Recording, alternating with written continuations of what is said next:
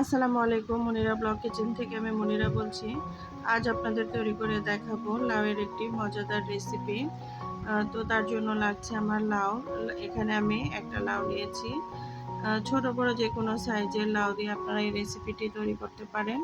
তো আমি যে রেসিপিটা তৈরি করব তার জন্য এরকম একটা সাইজের লাউ নিয়েছি। এখন লাউটা কেটে নিব। তো লাউ নাকি এভাবে কাটতে হয়। তো অনেকেই মাঝখানে ডুম দিয়ে কাটে। তো আমি জানি না এটা সঠিক কিনা।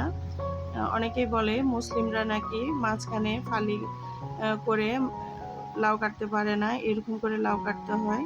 এটা কতটুকু সত্য তো আমার জানা নেই। কারণ হিন্দুদের এখানে বুঝিয়েছে যে তারা বলি দেয় মাঝখানে কেটে, এর জন্য নাকি মুসলিমদের এভাবে লাউ কাটতে হয়। এটা সঠিক কিনা অবশ্যই যারা জানেন কমেন্ট করে জানাবেন। তো এখন লাউটাকে আমি ছুলে নিচ্ছি। তো এই খোসাটা আমি ফেলবো না, এটা দিয়ে একটা মজাদার রেসিপি তৈরি করব। তো লাউয়ের খোসার ভাজি, লাউয়ের খোসার ভর্তা তো অনেক খেয়েছেন। তো লাউয়ের খোসা দিয়ে কিন্তু আমি একটি বিশেষ উপকরণ দিয়ে একটা রেসিপি তৈরি করেছিলাম, যেটা সকালের রুটি পরোটা বা ভাত, খুদের ভাতের সঙ্গে আপনারা খেতে পারবেন। অসাধারণ লাগে ওই রেসিপিটা খেতে। তো ওটা দেখতে অবশ্যই আমার সঙ্গে থাকবেন। আগামীকালকে আমি সেই রেসিপিটা শেয়ার করব। তো এই যে এখন লাউগুলো কেটে নিচ্ছি এভাবে।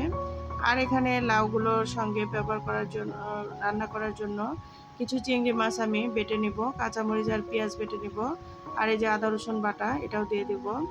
তো লাউগুলোকে এখন আমি ধুয়ে নিব। এই যে এভাবে কেটে নিয়েছি লাউগুলো, আমি একবার পানি দিয়ে ধুয়ে নিব।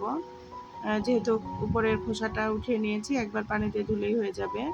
আর এখন রান্না করতে চলে আসলাম। কড়াইয়ের মধ্যে তেল দিয়েছি। এখানে 1 কাপ তেলে 4 ভাগের 1 ভাগ তেল দিয়েছি। আর এখন আমি দিয়ে দিলাম এখানে সেই পেঁয়াজ আর কাঁচামরিচ বাটা। তো পেঁয়াজ আর কাঁচামরিচ বাটাগুলো দিয়ে এখন তেলের মধ্যে নেড়েচেড়ে নেব। এখানে কাঁচামরিচ আর পেঁয়াজটা আমি 3 টেবিল চামচ দিয়েছি। আর আদা রসুন বাটা আমি 1 টেবিল চামচ দিয়ে দিলাম। দেওয়ার পরে এটাকে এখন নেড়েচেড়ে নিতে হবে তেলের মধ্যে। যেহেতু পেঁয়াজটা ভাজতে সময় লাগে, সেখানে আমি বেটে দিয়েছি, যার জন্য আমি এটাকেও ভালো করে তেলের মধ্যে ভেজে নিব। পেঁয়াজটাকে একটু দ্রুত সফট করার জন্য লবণ দিয়ে দিলাম 1 টেবিল চামচ। এখানে লবণ দেওয়ার পরে আরও যে গুঁড়া মশলাগুলো আছে সেগুলো দিয়ে দিব। এখানে জিরার গুঁড়া, ধনিয়ার গুঁড়া, মরিচের গুঁড়া আমি এখানে ব্যবহার করব না।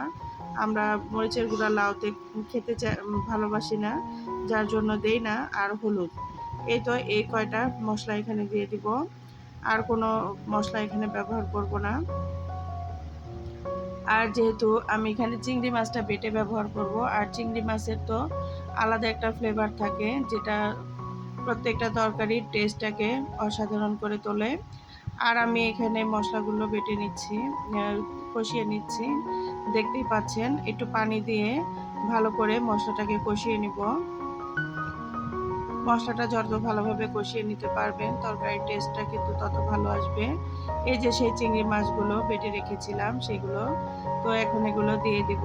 তবে চিংড়ি মাছটা আমি বেটে দিয়ে খুব বিপদে পড়ে গিয়েছিলাম, কারণ আমি ভেবেছিলাম যে আমি যেভাবে চিংড়ি মাছটা বেটে দিয়েছি সেই ক্ষেত্রে এটা একদম লিকুইডের মতো হয়ে গিয়েছে। তো আসলে সেটা হয়নি। তেলের মধ্যে দেওয়ার পরে দেখছি এরকম জমাট বেঁধে বেঁধে যাচ্ছে। তবে মনে হয় পানি দিয়ে যদি বেটে নেওয়া হতো সেই ক্ষেত্রে এটা একদম লিকুইডের মতো তরকারির মধ্যে ছড়িয়ে যেত। তো জানি না, যার জন্য এভাবে দিয়েছিলাম। নেক্সট টাইম আর ভুল হবে না। তবে এভাবে দিয়েও কিন্তু খেতে খুবই ভালো লেগেছিল। চিংড়ি মাছ যদি আপনাদের ঘরে একদম কম থাকে, সেই ক্ষেত্রে রান্না করতে গেলে দেখা যায় যে খাওয়ার সময় কে খাবে কে খাবে না।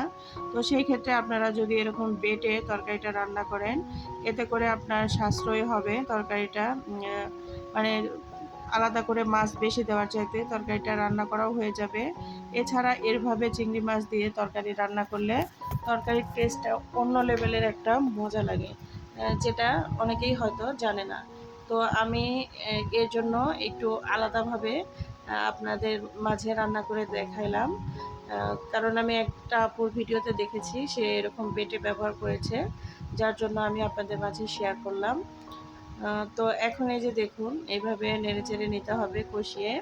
তো ঢাকনা দিয়ে ঢেকে এটাকে আমি জাল করে নিব ৫ মিনিট। তো ৫ মিনিট পরে ফিরে এসেছি। তরকারিটা থেকে কিন্তু অনেকটাই পানি বের হয়েছে।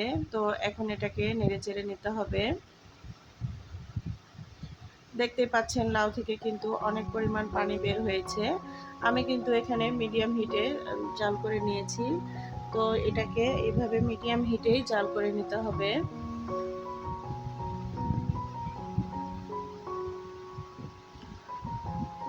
তো এভাবে নেড়েচেড়ে দিয়ে লাউটাকে আবারও ঢাকনা দিয়ে ঢেকে আরও জাল করে নিব। তো এখন কিন্তু এভাবেই ঢাকনা দিয়ে ঢেকে জাল করে নিব। আবার একটু পর পর ঢাকনা উঠিয়ে এটাকে নেড়েচেড়ে দিতে হবে। এভাবে বাকি রান্নাটা কমপ্লিট করতে হবে। তো আবারও ঢাকনা দিয়ে ঢেকে রেখে দিব কিছু সময়। এখন ঢাকনা উঠিয়ে দেখি কি অবস্থা। এই যে দেখুন এরকম হয়েছে। তো আর কিছু সময় পর আসলে কিন্তু একদম ধরে যেত। তো এখন এটাকে এভাবে কষিয়ে নিব ২-৩ মিনিট সময় ধরে। এতে করে লাউয়ের টেস্টটা খুবই ভালো আসবে। লাউ অনেকে অনেকভাবে রান্না করে, অনেকে ভেজেও রান্না করে। তবে আমার কাছে একদম বেস্ট একটা রান্না এভাবে মনে হয় যে লাউ যদি এভাবে কষিয়ে রান্না করা যায় এর মতো টেস্ট আর কোনো তরকারিতে আসে না। তো প্রচুর ধোঁয়া হচ্ছে, প্লিজ ক্ষমা সুন্দর দৃষ্টিতে দেখবেন। তো এখন এটা আমি ২-৩ মিনিট সময় নিয়ে ভালো করে কিন্তু কষিয়ে নিয়েছি, দেখতে পাচ্ছেন পানিটা একদম একটু শুকিয়ে এসেছে। আপনারা চাইলে এ পর্যায়েও এটা নামিয়ে ফেলতে পারেন। তবে আমার কাছে এভাবে কষিয়ে রান্না করার চাইতে একটু ঝোল দিয়ে সেই ঝোলটা কমিয়ে একটু শুকিয়ে নেওয়ার পরে সেই লাউটা খেতে খুবই ভালো লাগে। যার জন্য আমি একটু পানি দিয়েছি, এখানে ১.৫ কাপের মতো পানি দিয়েছি। অবশ্যই গরম পানি এখানে দিতে হবে, তা না হলে তরকারির টেস্টটা ভালো লাগবে না। তো এখন ঢাকনা দিয়ে ঢেকে আরও জাল করে নিব। এখন দেখুন আমি তরকারিটাকে ফাইনাল লুকটা এরকম হয়েছে। এখন এখানে কিছু ধনিয়া পাতা দিয়ে দিলাম। এখানে আমার বারান্দা বাগান থেকে কয়েকটা ধনিয়া পাতা ছিঁড়ে নিয়ে এসেছিলাম, বিলাতি ধনিয়া পাতা। তো সেগুলোই দিয়ে দিলাম জাস্ট একটু লাউয়ের একটা অসাধারণ ঘ্রাণ হবে এর জন্য, আর কিছু না। চাইলে এখানে ভাজা জিরার গুঁড়া দিতে পারেন। লাউটা কিন্তু খুব সুন্দরভাবে সেদ্ধ হয়ে গিয়েছে। তো এখন এভাবে ঢাকনা দিয়ে ঢেকে আরও ৫ মিনিট মতো জাল করে নেব। একদম লো টু মিডিয়াম হিটে জাল করে নেব বাকি সময়টুকু। কারণ লাউটা একদম শুকিয়ে ফেলবো না, হালকা একটু ঝোল ঝোল থাকবে। এতে করে ভাত খাওয়ার সময় কিন্তু খুব ভালো লাগবে। তো একটু লবণটা কম হয়েছিল, যার জন্য একটু লবণ দিয়ে দিলাম। এ পর্যায়ে অবশ্যই লবণটা দিবেন। আর এখানে একটু ভাজা জিরার গুঁড়া দিচ্ছি। এটাও অপশনাল, চাইলে দিতেও পারেন নাও পারেন, কোনো সমস্যা নেই। তো ভাজা জিরার গুঁড়াটা দিলে একটু টেস্টটা আলাদা লাগে। আমি ধনিয়া পাতা দিয়েছিলাম, তারপরে একটু জিরার গুঁড়া দিলাম, এটা আমার ভালো লাগার জন্য, এই আর কি। তো এখন আমার লাউটা একদম রেডি হয়ে গিয়েছে। এখন আমি এভাবে চুলার উপরে কিছু সময় রেখে এটাকে পরিবেশন করব। চুলার উপরে রাখলে যেহেতু কারেন্টের চুলা আর অনেক হিট থাকে, তো এই হিটে কিন্তু এই ঝোলটা আর একটু টেনে যাবে। তো বাস এখন আমি চুলাটাকে বন্ধ করে দিয়েছি। আর এখন তরকারিটা ঢেলে নিয়েছি, দেখুন ঢেলে নিয়েও কিন্তু চুলার উপরে রেখেছি। তো আসলে এই যে এরকম হয়েছে। চিংড়ি মাছগুলো দেখতে পাচ্ছেন কীরকম হয়েছে, একটু জমাট বেঁধে গিয়েছে। কেমন লাগলো রেসিপিটি কমেন্ট করে জানাতে ভুলবেন না।